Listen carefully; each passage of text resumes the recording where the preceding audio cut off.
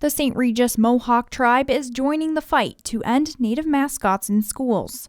The local tribe, located in northern New York, recently backed legislation proposing a ban on Native mascots, logos, and names from public schools in New York. This includes mascots such as warriors, Indians, and chiefs that have been used by schools nationwide for decades. But as explained by St. Regis Mohawk Tribal Chief Ron LaFrance, these mascots are often depicted in a cartoonish manner, which can be more a sign of mockery than it is of respect. Usually when you see a school that has a Native mascot, they're cartoonish.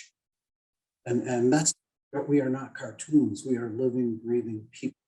Just the thought of being a mascot is very degrading because we do have a very living culture. Our culture has been alive, for thousands of years. Although it is still being debated, LaFrance emphasized that this ban is not a big ask. All it is a name change, right? It's taking away something that has a negative connotation to a whole subsection of people, right?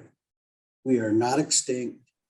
We are breathing people. He further referenced the Messina Central School District, which is one district that has already phased out its Native mascot. The story behind the Red Raiders from Messina was there was an army unit of non-Native, guys in Messina and the surrounding areas. And I guess they were a fierce, group of guys.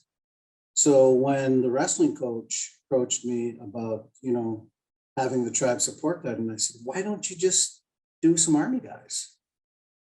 It's not, it doesn't have anything to do with us. According to the National Congress of American Indians, there are still 55 school districts across New York State that continue to use these mascots. As similar bans have been passed across the country, LaFrance said it's time to move forward and show respect to the contributions Native American cultures have had throughout history. We've suffered a lot in the history of the United States, right?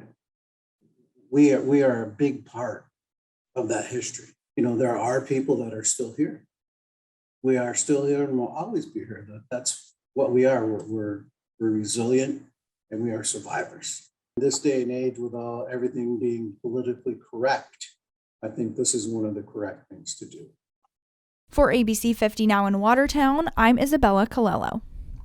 For more local news, go to informnny.com or download the ABC 50 mobile app.